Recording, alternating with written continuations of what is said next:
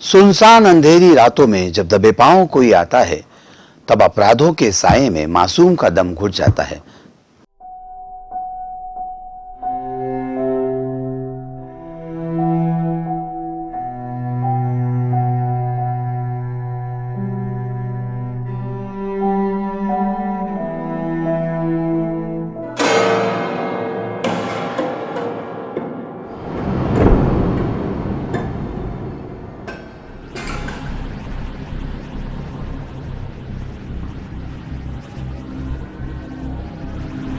जानिए पूरी कहानी पोस्टमार्टम में। आज पोस्टमार्टम की गिरफ्त में एक ऐसा भाई जिसने समाज को एक नई दिशा दी है, सोचने पर मजबूर कर दिया है। तो उसी भाई की कहानी हम सुनाते हैं पोस्टमार्टम की जुबानी। दिनेश और लोकेश दोनों सगे भाई हैं। दोनों अपने हंसते खेलते परिवार में रहते हैं। आम जिंदगी में दोनों एक दूसरे के अच्छे दोस्त भी हैं। दोनों का दाम्पत्य जीवन ठीक चल रहा था, लेकिन बड़े भाई दिनेश की तुलना में छोटे भाई लोकेश की आर्थिक हालत ज्यादा बेहतर थी।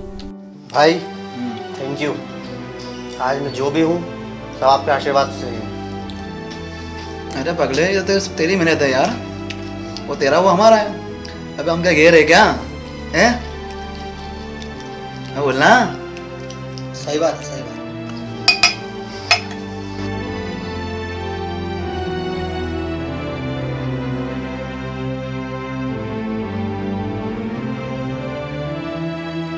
अरे छोटे, मांझना क्या है यार? कुछ झटपट लाया क्या तेरा?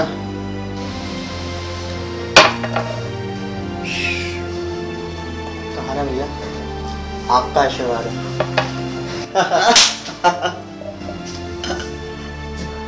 एक और नई दुकान खुलने की खुशी में लोकेश दिनेश को पार्टी देता है। दिनेश पार्टी में छोटे भाई की खुशी में शरीक तो है, लेकिन लोकेश पैसे वाला कैसे बना, इस बात का जवाब दिनेश को नहीं मिल पा रहा था। जब बेतुके सवाल इंसान के दिमाग में पनपने लगते हैं तो उसकी सोच बदल जाती है, और सोच बदलते ही इंसानी फितरत में बदलाव शुरू हो जाता है, और यहीं से रिश्तों के मायने तय होने लगते हैं। और ऐसा ही कुछ हो रहा था बड़े भाई दिनेश के मन में।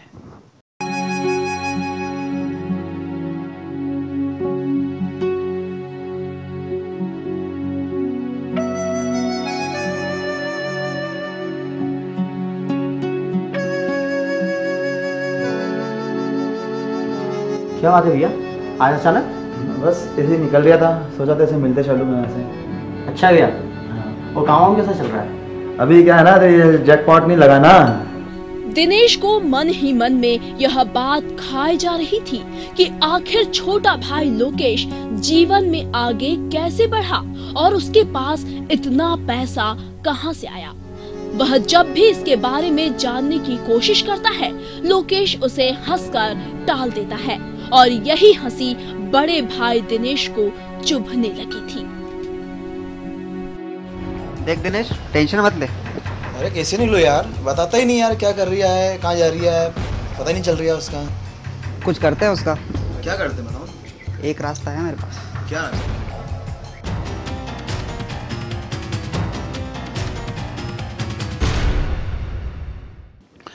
दिनेश अपने छोटे भाई लोकेश की तरक्की से जलने लगा था। हालांकि लोकेश ने यह मुकाम कड़ी मेहनत और काबिलियत के दम पर हासिल किया था, लेकिन दिनेश इस बात से नाखुश था और वह एक अनजान रास्ते पर चल पड़ा था।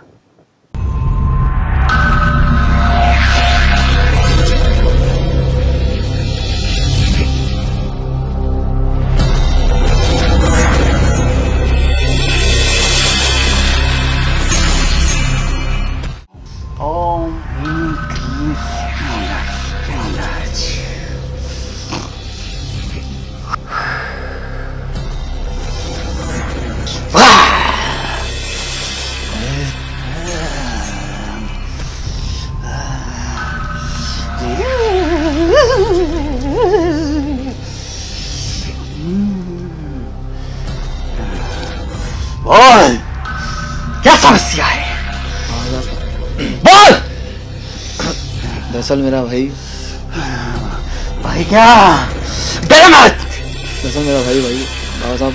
अरे भाई क्या?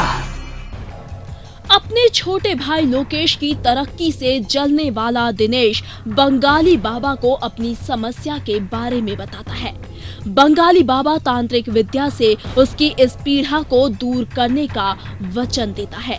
अपने बड़े भाई को देवता समान मानने वाला लोकेश दिनेश की इस काली दुनिया से बेखबर था।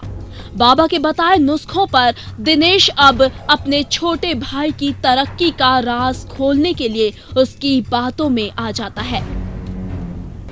इधर लोकेश अपनी मेहनत से अपना व्यापार दिन दूना रात चौगुना बढ़ाने में लगा था और उधर दिनेश उसकी तरक्की के राज को जानने के चक्कर में एक बंगाली बाबा के नुस्खे को आजमाने में लगा था। अंधविश्वास की खाई में गिरा दिनेश इस बात से बेखबर था कि टोने टोटके का ये ढोंग उसे गुनाहों के रास्ते पर ले जा रहा था। हेलो आकाश, कितनी बार बोला यार टाइम पे माल पहुंचाने का, जल्दी काम करने का, फटाफट। अब पार्टी का फोन नहीं आना चाहिए मेरे पास। ओके, सॉरी भैया।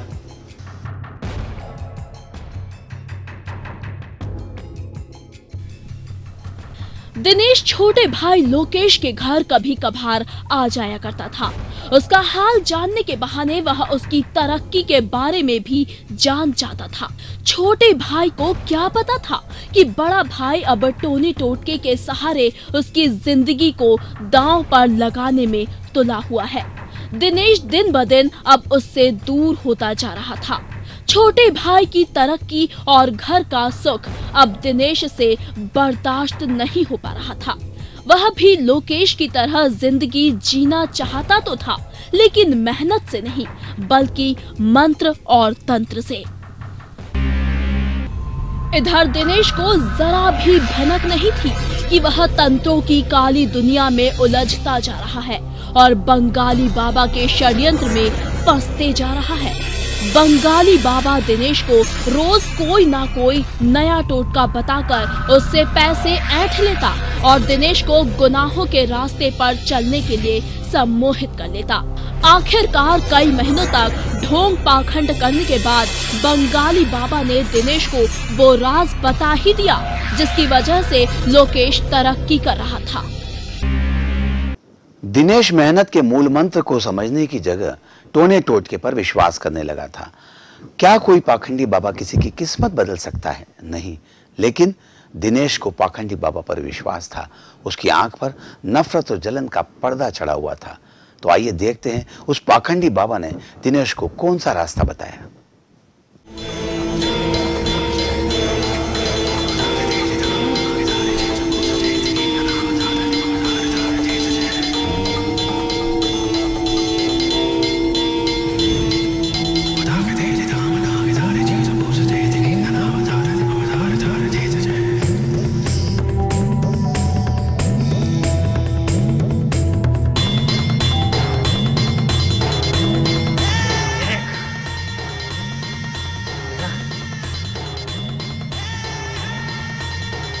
हेलो,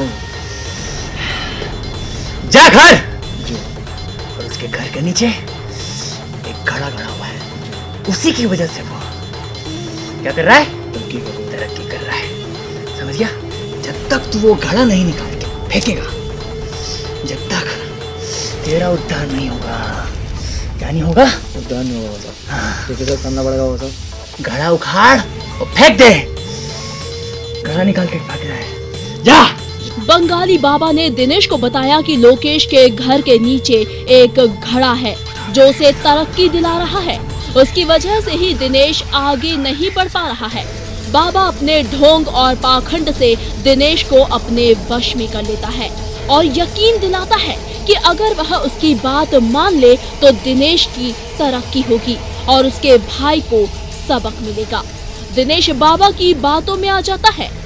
बदले और नफरत की भावना दिनेश को अब दानव बना देती है। बंगाली बाबा अक्सर भोले भाले लोगों को अपना शिकार बनाते हैं, उन्हें पैसों और तरक्की का लालच देकर अपने जाल में फंसाते हैं। दिनेश के साथ भी ऐसा ही हुआ।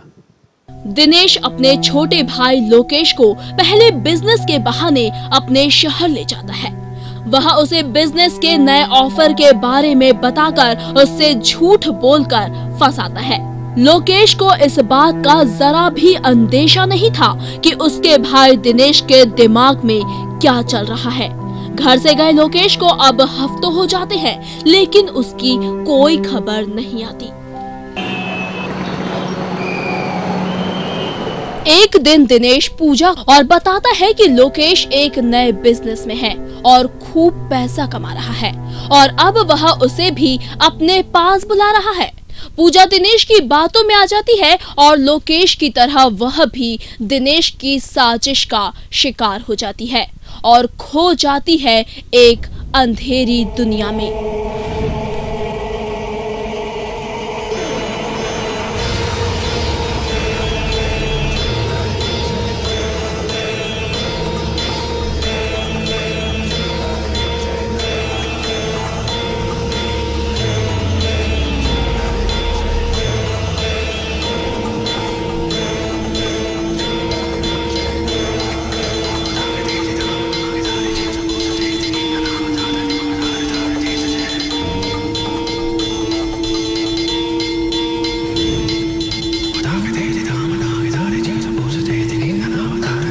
अब तुम वही करोगी जो मैं बोलूंगा।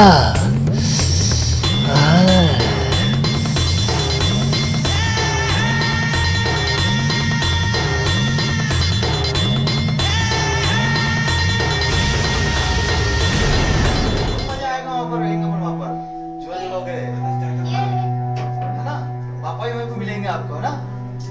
ये बताओ, तैयार हो जाओ, चलते हैं पर ना। दिनेश दोनों बच्चों को फुसलाकर अपने साथ ले जाता है। वह उन्हें अपने माता पिता से मिलाने की बात भी कहता है। दोनों बच्चे उसकी बातों में आ जाते हैं और कसाई चाचा के चंगुल में फंस जाते हैं। हमें मम्मी के पास जाना है। कहीं नहीं आना, यहीं पर रहना है।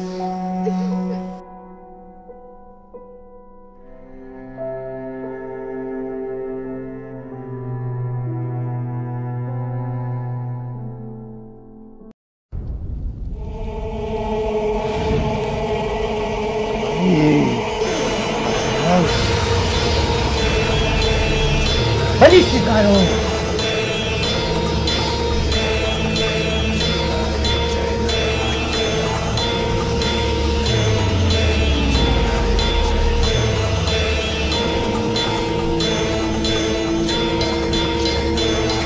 कपाली बनीना।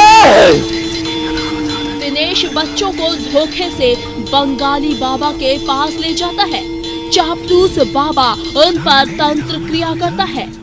ढोंगी बाबा प्रिया की बलि तो दे देता है, लेकिन वहां से राहुल किसी तरह अपनी जान बचाकर भागने में कामयाब हो जाता है और अपने साथ हुई इस घिनौनी साजिश को पुलिस को बताता है। उसके बाद पुलिस बंगाली बाबा की दुनिया में उसको खोजने निकल पड़ती है।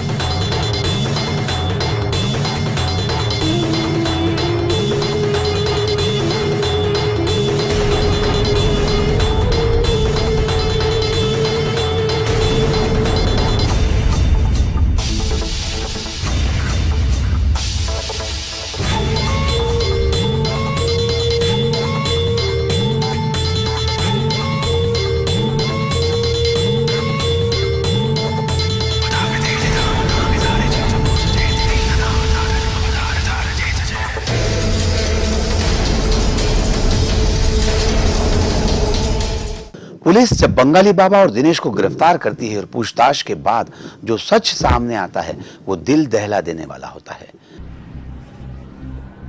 बंगाली बाबा के जाल में उलझे दिनेश को यह नहीं पता चल पा रहा था कि वह अपने ही परिवार को मौत के मुंह में धकेल चुका है। इससे पहले दिनेश और बाबा लोकेश को भी रास्ते से हटा चुके होते हैं। जीवन में ज्यादा पैसे कमाने के लालच में अंधे दिनेश को बाबा तंत्र विद्या की काले जाल में फंसा लेता है और अपराध पर अपराध करने को उकसाता है। ग्रह शांति और व्यापार में तरक्की का उपाय मासूम जिंदगी की बलि चढ़ाकर करता है। किसी को शक न हो इसलिए दिनेश लाश को ठिकाने लगा देता है। बंगाली बाबा किसी की किस्मत नहीं बदल सकते। वे भोले भाले लोगों को अपने जाल में फंसाकर अपराध की दिशा में ले जाते हैं। एक सुखी जीवन जीने के लिए पाखंडियों पर यकीन करने के बजाय जरूरी है कि हम मेहनत करें और रिश्तों को समझें। अपराधी से खबरदार और अपराध से होशियार करने की हमारी ये मुहिम लगातार जारी रहेगी। दर्शकों के प्यार और सुझावों के लिए धन्यवाद। हमारी यही सलाह है कि खुद की मेहनत पर यकीन करें और ऐसे पाखंडियों से अपने आप को दूर रखें। सजग रहें, सतर्क रहें, हमेशा हरदम देखते रहिए पोस्टमार्टम। जय हिंद।